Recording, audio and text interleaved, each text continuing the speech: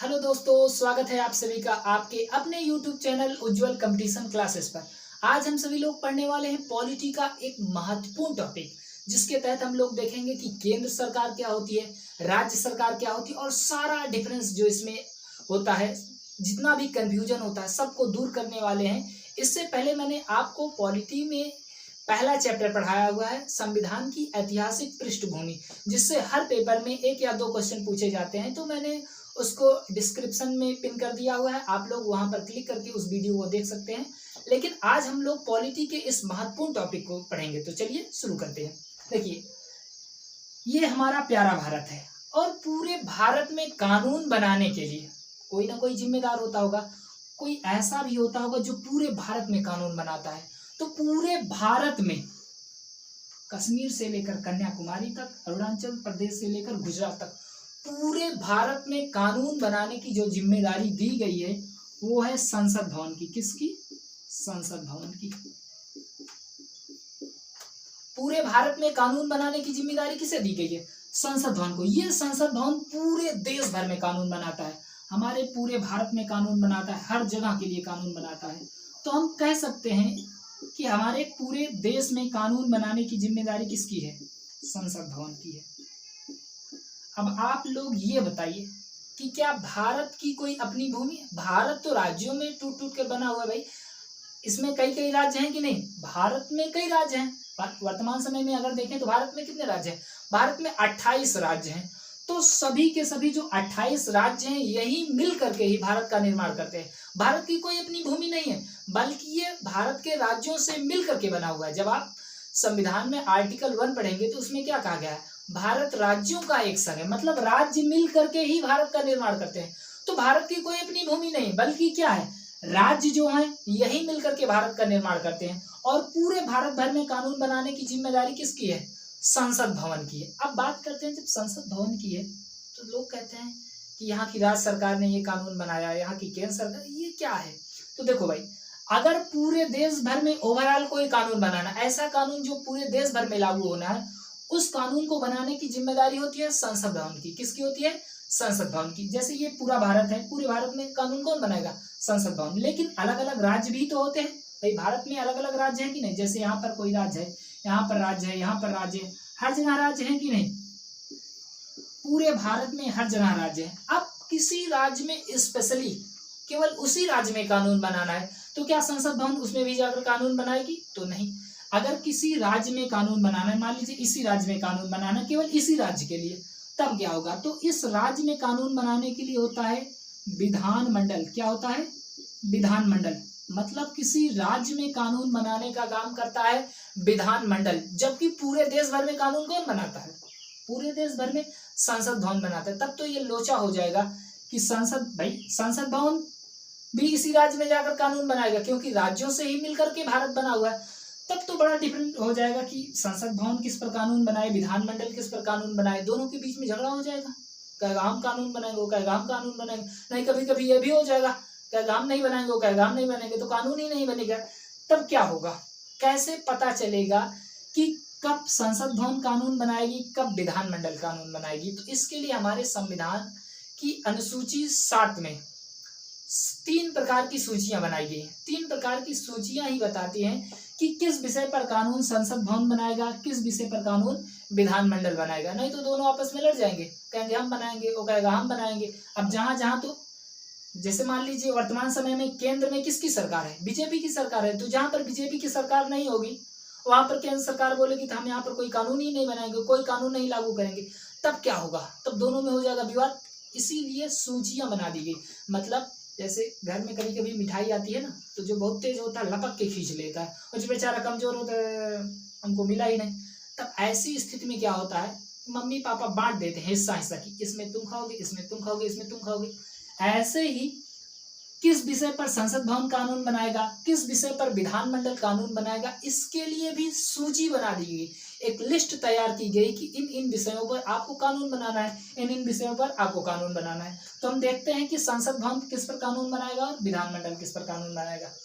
देखिए, सूचियां जो है 3 प्रकार की है। सूची कितनी प्रकार की है? 3 प्रकार की। नंबर फर्स्ट, संघ सूची। नंबर सेकंड राज्य सूची, नंबर थर्ड समवर्ती सूची।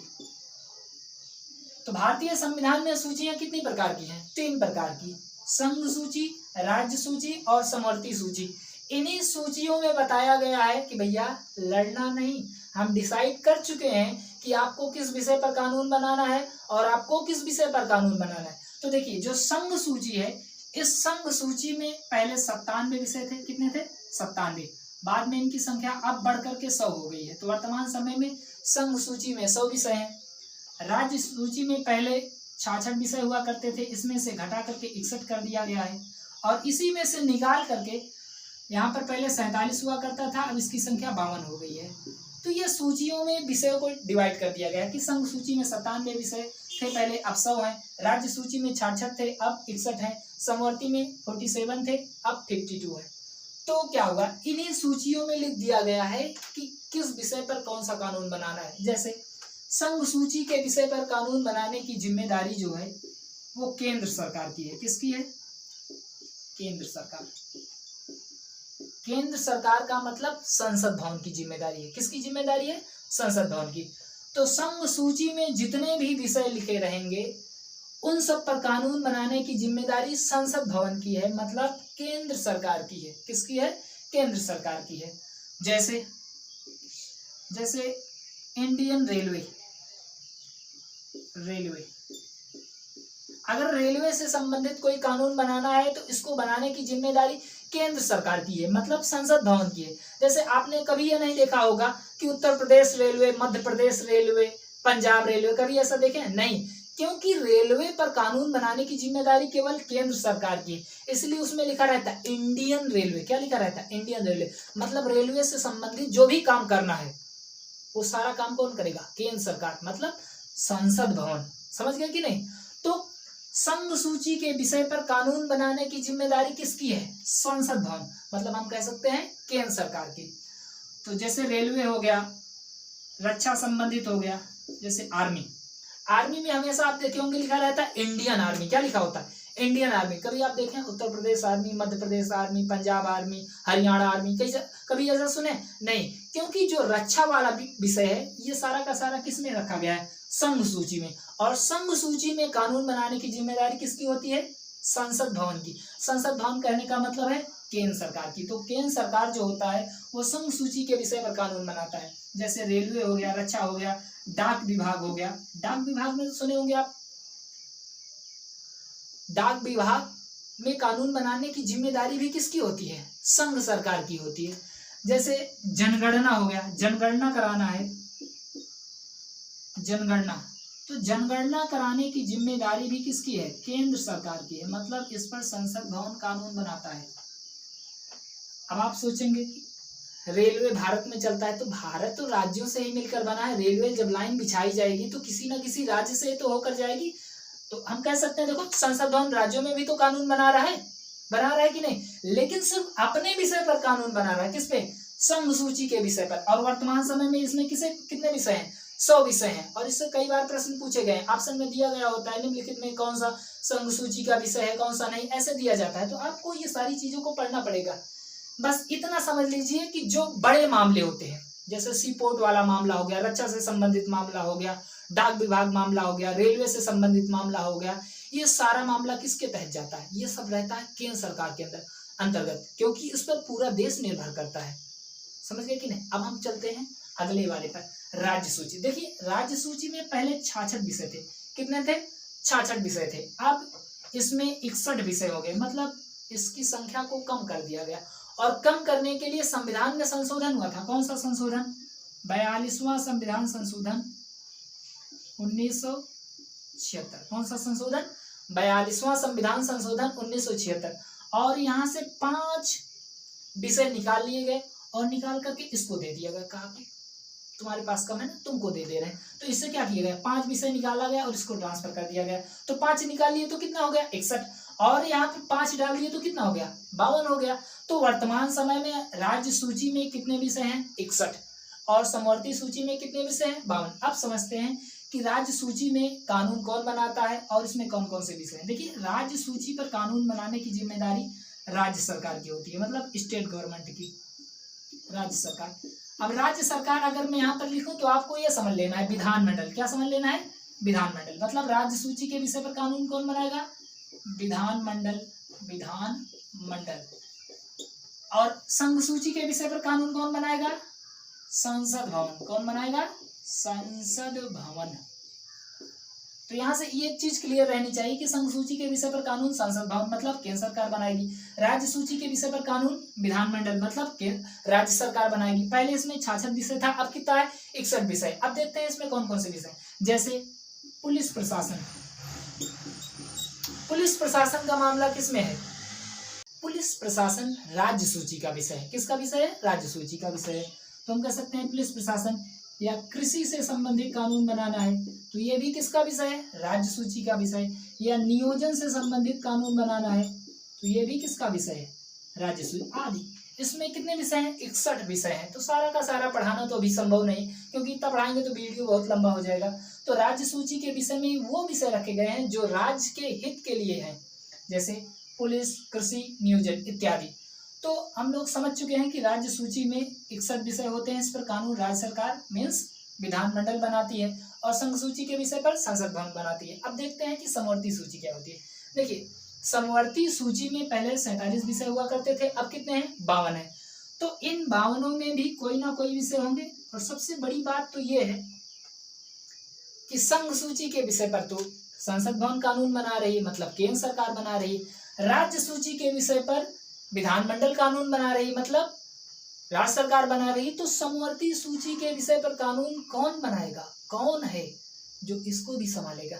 तो समवर्ती सूची में हो रहा था बड़ा लफड़ा। कहा गया देखो भाई, आधा आधा बांट दे रहे हैं, अपना अपना करो। तो समवर्ती सूची में कहा गया कि समवर्ती सूची के विषय पर दोनों लोग कानून बनाएंगे। दोनों का मतलब संसद भवन और विधानमंडल, संसद प्लस विधानमंडल, ये दोनों के दोनों मिल करके समवर्ती सूची के विषय पर कानून बनाएंगे। दोनों लोग मिलकर के कानून बनाएंगे। अब आपसी सामंजस्य बना लें, समझ लें कि भाई हमको किस पर बनाना है, आपको किस पर बनाना है। तो समवर्ती सूची के विषय पर कानून कौन बनाता है? दोनों बनाते हैं। लेकिन दिक्कत यह है कि अगर इन दोनों के बीच में विवाद हो जाए, नहीं हम बनाएंगे, वो कहे हम बनाएंगे, अगर दोनों के बीच में विवाद हो जाए तब क्या होगा पता है? तब संसद के द्वारा बनाया गया कानून ही मान्य होगा। उस समय राज्य सरकार मतलब विधानमंडल के द्वारा बनाया गया कानून मान्य नहीं होगा। समझ रहे हैं कि नहीं? अब बात आती है कि समवर्ती सूची के विषय पर जब दोनों में मतभेद हो गया है तो संसद भवन के द्वारा बनाया गया कानून ही क्यों मान्य होगा? भाई, विधानमंडल के द्वारा बनाया गया कानून भी तो मान्य होना चाहिए। आखिर इनको श्रेष्ठता क्यों दी गई है? इनको श्रेष्ठता क्यों नहीं दी गई?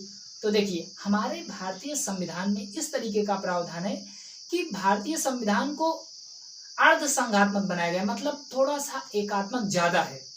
एकात्मक ज्यादा का मतलब ये है कि हमारे यहाँ केंद्र सरकार को मतलब संसद भवन को ज्यादा पावरफुल बनाया गया है, केंद्र सरकार को ज्यादा शक्तिशाली बनाया गया है, जबकि राज्य सरकार को कम पावरफुल बनाया गया है। ऐसा इसलिए है कि अगर राज्य सरकार को ज्यादा पावरफुल बना दिया जाता है ना, तो ये लोग कहते हैं कि हम तो केंद्र भारत के संघ से निकलना चाहते हैं, हम निकल जाएंगे। लेकिन संसद भवन को ज्यादा पावरफुल बनाया गया है। अब सोचिए, विधानमंडल किसके लिए कानून बनाता है? राज्य के लिए कानून बनाता है। क्या राज्य के पास कोई रक्षा के लिए कोई है? भाई, कोई इनके पास आर्मी है, इनके पास कोई एयरफोर्स है, कोई नेवी सेना है? नहीं है। सारी की सारी किसके पास है? केंद्र के पास। अगर थोड़ा भी इधर उधर करने की कोशिश की, हम निकल रहे हैं तो लगा देंगे एयरफोर्स, नेवी, चारों ओर से पूरे आर्मी वाले आगे भून देंगे एक तरफ से, तो कोई निकल नहीं पाएगा। और ऐसा इसलिए किया गया है ताकि ये लोग भारत से निकले ना, मतलब भारत की एकता अखंडता बरकरार रहे। इसीलिए हमारे यहाँ केंद्र सरकार को ज्यादा पावरफुल बनाया गया है, राज्य सरकार को पावरफुल नहीं बनाया गया। नहीं तो ये लोग अभी तक डोरा डंडी बांध के निकल लिए होते। अब सोचिए, आपके घर में जो बच्चा होगा, अगर आप उसे खूब पैसा दीजिए, देखो छुट्टा सांप की तरह इधर उधर घूमना शुरू कर देता है कि नहीं, उसको कोई मतलब नहीं फिर, क्योंकि उसको पैसा मिल रहा है भाई, उसके अंदर एटीट्यूड आ गया है। तो अगर ज्यादा छूट दी जाएगी तो क्या होगा? पक्का है कुछ ना कुछ गड़बड़ करने की कोशिश करेगा। इसीलिए हमारे यहाँ संसद भवन को मतलब केंद्र सरकार को ज्यादा पावरफुल बनाया गया, राज्य सरकार को कम पावरफुल बनाया गया। कहा गया कि ज्यादा शक्ति नहीं देंगे, न उड़ना शुरू कर दोगे तो तुम्हारा पर भी तो उतरना पड़ेगा हमको। समझे कि नहीं? तो समवर्ती सूची के विषय पर कानून कौन बनाता है? दोनों। लेकिन विवाद की स्थिति में, किसकी स्थिति में? विवाद की स्थिति में संसद भवन द्वारा बनाया गया कानून, संसद भवन इन द सेंस केंद्र सरकार, केंद्र सरकार के द्वारा बनाया गया कानून मान्य होगा। और क्यों? ऐसा इसलिए है क्योंकि हमारे यहाँ केंद्र को ज्यादा शक्तिशाली बनाया गया। तो आप लोग ये तीनों चीज समझ चुके होंगे, संघ सूची, राज्य सूची और समवर्ती सूची। तो एक बार फिर से इसको रिकॉल करते हैं। देखिए, संघ सूची के विषय पर कानून बनाने की जिम्मेदारी केंद्र सरकार, राज्य सूची के विषय पर कानून बनाने की जिम्मेदारी राज्य सरकार, और समवर्ती सूची के विषय पर दोनों की। लेकिन विवाद की स्थिति में संसद भवन के द्वारा बनाया गया कानून, मतलब केंद्र सरकार द्वारा बनाया गया कानून मान्य होगा। समझ गए कि नहीं? इसमें वर्तमान समय में कितने विषय हैं? 100, राज्य सूची में 61, समवर्ती में 52, और यहाँ से 5 किस संशोधन द्वारा ट्रांसफर किया गया था? 42वां संविधान संशोधन 1976। समझ गए हैं कि नहीं? तो अब हम आपसे कुछ क्वेश्चन पूछेंगे और आपको बताना है। बताइए, क्वेश्चन ये है कि अगर पूरे देश भर के लिए कानून बनाना है तो वो कानून कौन बनाएगा? केंद्र सरकार या राज्य सरकार? बताइए फटाफट, बताइए। बिल्कुल सही, एकदम सही, केंद्र सरकार द्वारा बनाया गया कानून मान्य हो गया। एकदम सही, सही पकड़ रहे हैं। तो पूरे देश भर में अगर कानून बनाना है तो केंद्र सरकार के द्वारा बनाया गया कानून मान्य होगा। अब बताइए, अगर किसी राज्य में, स्पेशली केवल उसी राज्य में बनाना है तो उसे बनाने की जिम्मेदारी किसकी होगी? उसे बनाने की जिम्मेदारी होगी राज्य सरकार की, मतलब विधानमंडल की। तो मैं यहाँ पर अगर संसद भवन बोलूं या केंद्र सरकार बोलूं तो आपको समझ लेना है कि संसद भवन का मतलब केंद्र सरकार से है। यहाँ पर देखते हैं कि समवर्ती सूची के में कौन कौन से विषय रखे गए हैं। देखिए, समवर्ती सूची में रखा गया है शिक्षा, शिक्षा को समवर्ती सूची के विषय में रखा गया। मतलब कुछ ऐसे भी टीचर होते हैं जो केंद्र सरकार के द्वारा नियुक्त किए जाते हैं, और कुछ ऐसे टीचर होते हैं जो राज्य सरकार द्वारा नियुक्त किए जाते हैं। मतलब जहां से दोनों लोग आते हैं उसे तो समवर्ती सूची कहते हैं। ऐसे सड़क देखते हैं, सड़क, अब कुछ सड़क ऐसी होती है जिसे सरकार, मतलब केंद्र सरकार बनाती है, और कुछ सड़क ऐसी होती है जिसे राज्य सरकार बनाती है। मान लीजिए केवल उत्तर प्रदेश में सड़क बनानी है तो बाबा बनवाएंगे, लेकिन कश्मीर से लेकर के कन्याकुमारी तक एक बड़ा सा हाईवे बनवाना है, तब कौन बनाएगा? बाबा बनवाएंगे। अरे भाई, बाबा के पास इतना पैसा थोड़ी है, बाबा हर जगह की जिम्मेदारी थोड़ी लिए, अपने उत्तर प्रदेश को बनाने की जिम्मेदारी लिए। तो अगर पूरे देश से, मतलब कह सकते हैं कि कश्मीर से लेकर के कन्याकुमारी तक कोई कॉरिडोर बनाना है, कोई बड़ी सड़क बनानी है, तब उसे बनाने की जिम्मेदारी किसकी होती है? केंद्र सरकार की होती है। तो देख रहे हैं ना, सड़क बनाने का काम दोनों लोग कर रहे हैं, केंद्र सरकार भी कर रही है, राज्य सरकार भी कर रही है। तो मतलब ये सड़क जो है ये किस विषय का है? समवर्ती सूची का है। समझ गए कि नहीं? तो ये 3 विषय में पूरा संसद भवन और विधानमंडल बटा हुआ है। तो आप आज समझ गए होंगे कि संसद भवन मतलब केंद्र सरकार कहाँ कहाँ कानून बना सकती है और राज्य सरकार कहाँ कहाँ कानून बना सकती है। अगले वीडियो में हम लोग कुछ और समझेंगे। अगर आप हमारे चैनल पर नए हैं तो हमारे चैनल को सब्सक्राइब कर लीजिए, और वीडियो पसंद आता है तो दिल से लाइक कर दीजिए, क्योंकि आप लोगों के लिए इतनी मेहनत कर रहे हैं। जय हिंद, जय भारत।